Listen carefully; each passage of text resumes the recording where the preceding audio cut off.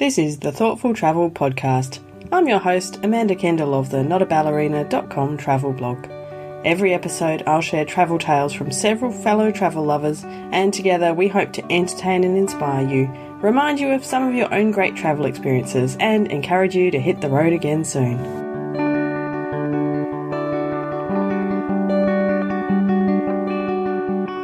Hello and welcome to episode 127 of the Thoughtful Travel Podcast. Today our topic is yoga and meditation travel. This is a really interesting episode for me because it's one I've learnt a lot from. It's quite timely. In fact, I have just restarted yoga classes after a gap of, I want to say 2 decades, but that makes me sound kind of old. But back in my university days was, I think, the last time I took a proper yoga class. But I've just recently started again, and it's awesome. Meditation is something I've done off and on over the years, a few courses here or there. It's something I know is very beneficial to me, but I don't always make the time for it. You know how it is. I'm sure I'm not alone in that feeling. And funnily enough, combining either yoga or meditation with travel is something I have not yet done, but I would really, really like to. It's probably not something that's necessarily going to be easy when I'm traveling with my son, who's nearly 9 at the moment. Probably not his cup of tea, but yeah, one day. So I have been, really keen to talk to a few people about this whole topic because there's so many people these days who do travel to do yoga or meditation, and 3 of them I will be speaking with in this episode. But before we get to them, I have to say a big, big thanks again to this month's sponsor, Awesome Maps. So this week, our very own Awesome Maps have arrived. You might have seen pictures on Facebook or on Instagram stories. We received 2 maps from the Activity Maps range. They're just gorgeous. We got the hiking map and the yoga map. So yes, that was amazing timing, and the yoga map is perfect to talk about in this week's episode. It's gorgeous. It's a bit more kind of relaxed looking than the other maps. It's got the right kind of vibe to it. It includes yoga festivals, yoga ashrams, and just all kinds of annotations and illustrations of important yoga spots around the world. In fact, they have a short video that shows it, so I'll put a link in the show notes, or actually I'll put the video into the show notes so you can have a good look at the yoga map. It's pretty cool. At the moment, though, the hiking map is the one on our wall. I could not persuade my son to put the yoga one up because he's 8, nearly 9, doesn't care about yoga yet. But we constantly stop and stare at that hiking map anyway, and it's just cool and gorgeous. And I'm sure it will inspire all kinds of new trip ideas for both of us. Anyway, as you know, Awesome Maps is very keen to share the joy of their maps with listeners from the Thoughtful Travel Podcast. So they have offered us a 15% discount code. If you go to their website, which is awesome-maps.com, and choose any of their maps, you can use the code Amanda15 to get your discount. So I thoroughly recommend that you do that. They make great gifts as well, and they come, like the packaging, even the tube that they're rolled up in is illustrated as well and just looks really cool. So it makes a great gift if you are feeling more generous. I just like them for my own walls, but you know how it is. Anyway, back to yoga and meditation travel. And my first guest today is Meagan Hurst. Now, you might remember I travelled through Cambodia and Vietnam with Meagan last year. And during that trip, she actually ran some early morning yoga sessions for our group. But back to my 8-year-old, I couldn't persuade him to join us, so I missed out. It was very sad because I would have loved to have taken part, in a beautiful poolside morning yoga session with Meagan. But anyway, she has a lot of experience combining yoga and travel, so I asked her to tell me about some of it. I did my yoga teacher training in Nicaragua. It was just a yoga studio from the East Coast here in the States that transplanted their program down to Nicaragua. So they just rented a retreat space that had a big yoga shala and accommodation. And it was really good because it was an experience, a travel experience, but it was also like it takes you out of your everyday life and stresses. And it was just totally immersive into the training. So yeah, and it's kind of like surreal when you're like doing your homework in the jungle and you can hear the waves and, like getting to practice in such a beautiful place. And so I mean, that training and the people that I met are was definitely a big kind of life-changing event for me too, because now that, I mean, that kind of switched my path for my career too. So yeah, and so I would really recommend, I mean, it's really grueling because you do so much in a short amount of time. But I definitely recommend kind of the immersive trainings. Mine was 200 hours of training. Wow. And we did it in like 24 days. Oh. So it That's was pretty a full lot. on. Yeah, it was really full on. We woke up, it was like an Ashtanga training. So if listeners are familiar with that type of yoga, it's like very, it's kind of like more of an athletic style of yoga, and it's very active and it's intense and it's pretty strict. So we would get up at, more like, so we would have Mysore style practice, which is like where I came from in India and Mysore. And yeah, we would get up at like, I can't even remember. It was like kind of like a rolling start. So like 2 people would start and we would go every 15 minutes. So between like 5 and 6 a.m. or something like that. Okay. And then we would end, like on a rolling, scale too. Huh. Anyway, that's kind of off topic, but yeah, we would get up super early, have breakfast or practice for like 2 hours, have breakfast, have lecture, have lunch, have more lecture, practice time teaching, like an afternoon practice, and then like dinner, and then like enough time to do homework and just crash in bed and do it again. So it sounds exhausting. It was, but it was like, there was this energy to it as well. That just kept me going. And so I would definitely recommend those type of immersive trainings for people. And it might not be a month. It could just be like a week. There's options for that too. So yeah. And then I've been on a few yoga retreats. I've done a retreat in Bali. And it was actually back to the whole like topic of responsible tourism and giving back. So I have a friend who runs an NGO called Go Light Our World. And so it was a fundraiser for her NGO. So she calls it Glow Yoga Retreats, and she does them all over the world. And so that's how she raises money and supports the nonprofit. So she does solar energy for communities in Africa. She's done India, different parts of Asia. So it was important to me that, like, that's a lot of the reason why I chose that retreat, actually, because I knew that the money was going towards an awesome cause. Yeah. But it was also just a great experience to be in Bali, and you're already kind of, depending on like the type of travel you are, there's so much you can do in Bali as for yoga and meditation, but it was cool to have this group that you were with and you really got to bond with and practice with every day.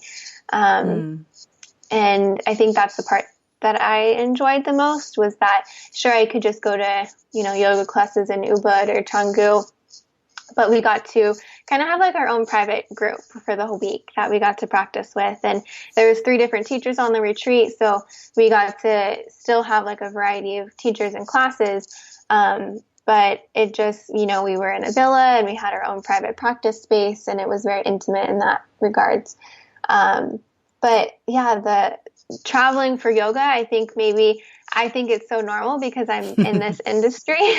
So, but I think if you're not, if it's something that's new to you, it might kind of seem like weird or overwhelming. But I mean, even like kind of creating your own little yoga retreat, like on a budget basis. Like if you go to Bali, it's so easy. You can just go to Ubud or go to Canggu and go get like a week pass at one of their yoga studios and go to as many classes as you want and just eat healthy food and, relax. I think that we have this notion of like, you have to go. You have to do so much when you travel, or you just do nothing and you lay on the beach.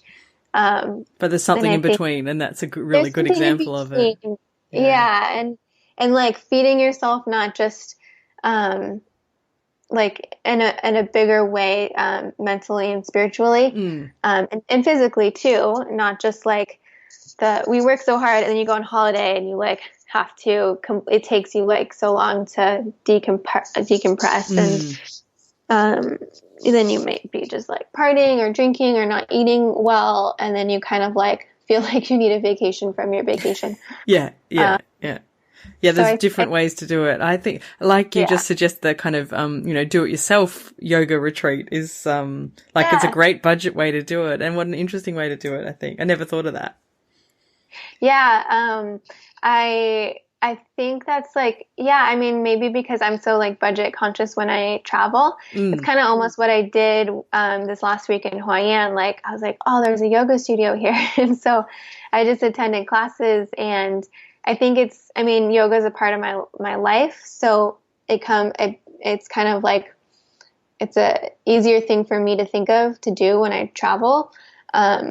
Most people probably aren't seeking out yoga just on their normal travels, but yeah, I think like if you were just to go somewhere and there's a yoga studio, you can take it at your own pace and you can join the classes that you want, and then still just have like the mindfulness and that aspect instead of having to join a group. But like I said, having a group and having it kind of be private and getting to bond and have that intimacy with just your group is also really cool too.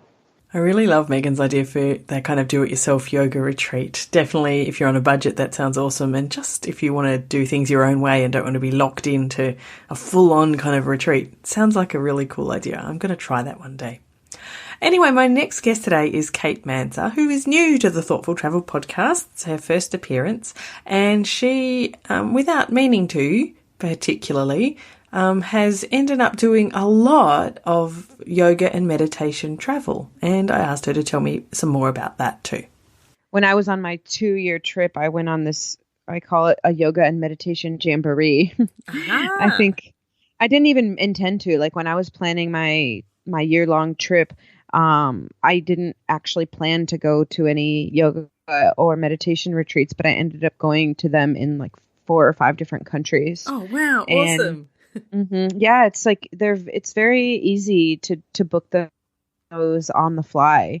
And a lot of times if they require a 1-week stay or a 2-week stay, if you just email them, they'll make exceptions. So the first one that I went to was run by a really wonderful German woman in Bali. And it was a yoga and meditation retreat. It was right on the ocean. It was very beautiful. It was quite affordable.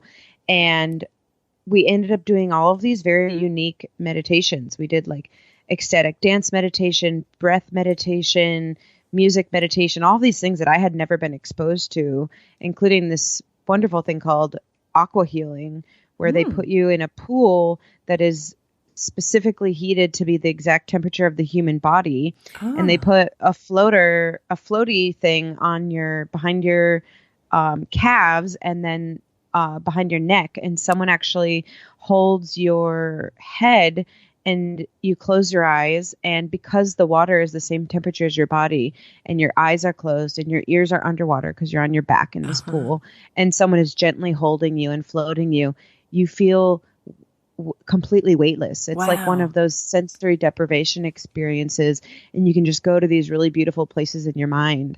And what I found out about this wonderful German lady is that back, 30 years ago, she was a psychedelic drug psychologist or psychiatrist. Oh my goodness. And so I didn't even know this existed, but she would do these things where she would, it was totally legal, but she would, in Germany, she would meet with a client who was having some type of mental trouble. She would, have bunch of sessions with them, and then she would prescribe a course of whatever, mushrooms or whatever psychedelic thing that she thought would help heal them. And then she would do aftercare. And she did many years of this, but then she realized that she wanted people to have these profound experiences without using drugs. Right. And so she found meditation, these different types of meditation, including the aqua healing and the breath work, are a way of having that that form of healing, but without the use of drugs. And so now she owns this wonderful retreat in Bali. And that was the first one that I went to. And after that, I was so like inspired, and the people that I met were beautiful. And so I went to a Zen Buddhist retreat in southern Japan. I did a month-long yoga program in Rishikesh, India, and a couple of others along the way. But it was, I highly recommend doing them. And most of them that you find can be quite expensive, but if you just keep looking around, you can find the ones that are more affordable. There's a wonderful resource called, what is it? bookyogaretreats.com, I believe it is. And they have a lot of really good ones on there. Oh, awesome. So kind of a directory. Wow, that sounds amazing. All of those are things I would love to do. But that woman in Bali sounds, kind of life-changing. Absolutely. So her retreat in Bali is called Prana Veda, Pranaveda. And it's in Bali. It's not in the normal part of Bali. All of a sudden I got on, I didn't know where I was going when I booked it. And so the guy picks me up at the airport, and he took me to a completely different part of the island where there's almost no tours. It was really beautiful. wonderful. Yeah, that's the best parts of Bali. Oh, yeah, exactly. Sounds like Kate's done some really awesome meditation and yoga kind of travel in various parts of the world. Actually, on listening back, I really want to go back and ask her more about the Buddhist retreat she did in Japan. So I'm going to have to message her and ask more. There's always so many things I need to ask my guests. I will leave a couple of those links in the show notes that Kate mentioned. The yoga retreats directory site looks pretty good. And that interesting sounding German lady in Bali has a website too. So I'll leave those links in the show notes. Now, my final guest today is Queen D Michele. You might remember her from a very recent episode. Oh, I want to say it's last week, but no, it must be the week before. You know me, I'm trying to just remember all of these different episodes in my head. So I think it's the week before. And Queen recently moved to live in Mexico in the Lake Chipala area. And so I was talking to her about all of the health and wellness changes she's made since she moved to Mexico, which do include meditation and yoga on her travels. I really didn't start meditating until I came here. And it wasn't because of what they offered. I mean, and they have a lot of different meditation centers here. I'm surprised, actually. Nice. Yeah, but because they have so many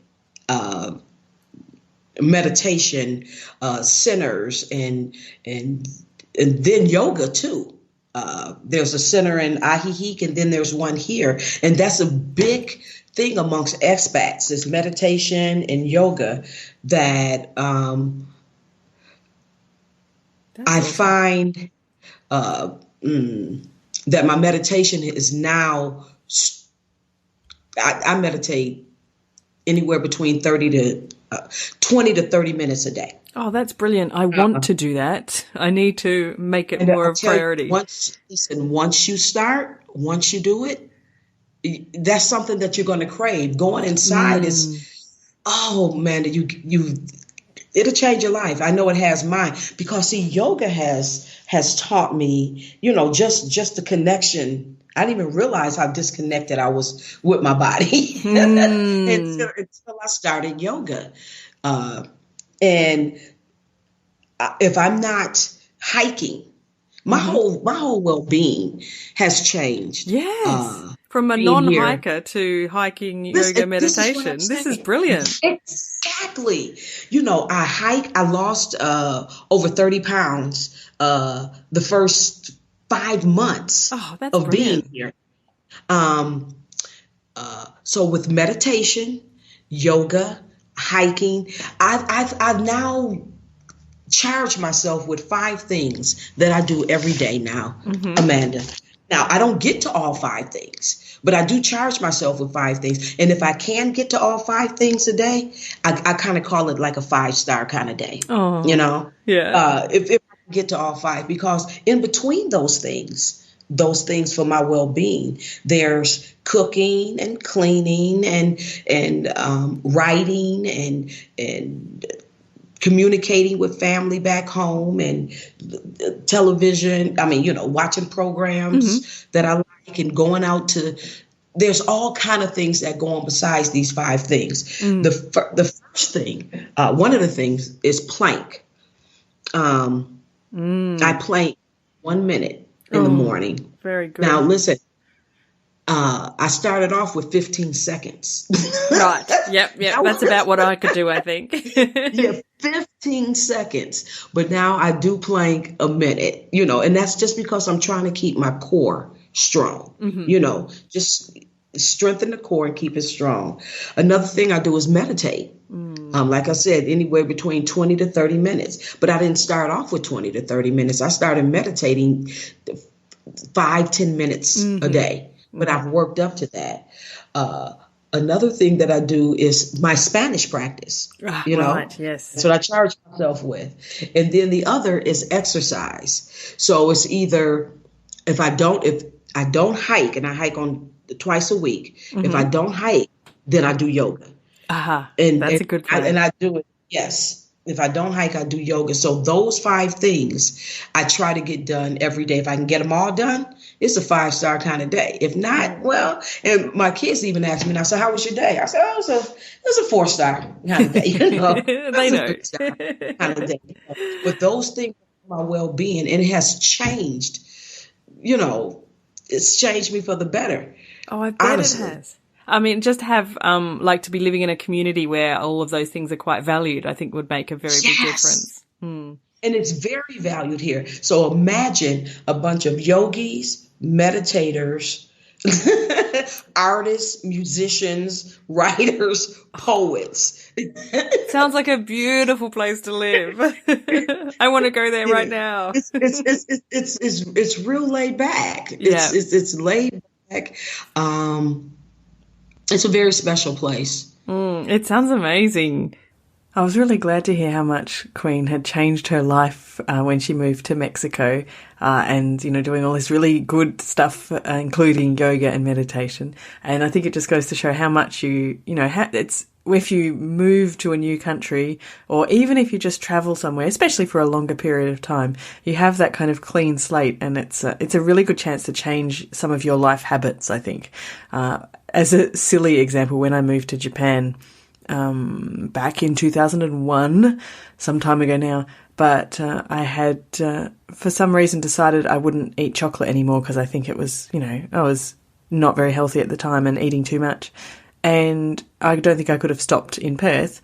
But then I moved to Japan and I just decided, okay, that's it, not eating chocolate anymore. Someone told me Japanese chocolate isn't great, so I didn't eat it.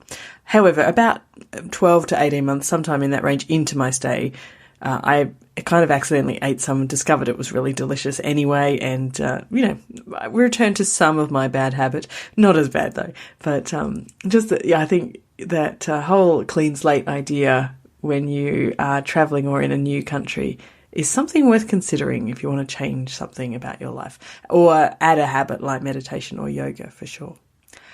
Anyway, that is it for episode 127 of the Thoughtful Travel Podcast. Thank you very much to Awesome Maps. Don't forget you can go to their website at awesome-maps.com and use the discount code Amanda15 to get a 15% discount. Thank you very much to my 3 delightful guests today. I started off with Meagan Hurst of Marlers with a Mission. You can find her at marlerswithamission.com. And then for the first time I chatted with Kate Manser of You Might Die Tomorrow, and her website is at youmightdietomorrow.com. And last but very definitely not least, I chatted again with Queen D Michele, and she has a book out that you can buy if you are considering moving abroad because it's called Considerations, A Guide for Moving Abroad. It's available on Amazon, and I'll leave the link to that in the show notes. And the show notes for this episode will be found at notaballerina.com/127 for episode 127. Come along to our Facebook group. It's called Thoughtful Travellers. Just search in Facebook, or there's a link in the show notes. Come and join us and tell me if you have done any yoga or meditation while you travel, or if you've got any recommendations for a great spot to do it. In general, just come along and enjoy our group, because it's full of great like-minded travellers and we have lots and lots of fun there. Thank you very much for listening. This has been another episode of the Thoughtful Travel Podcast. Show notes and other information are at notaballerina.com/podcast. Join me again soon for another chat about why we travel. Bye for now.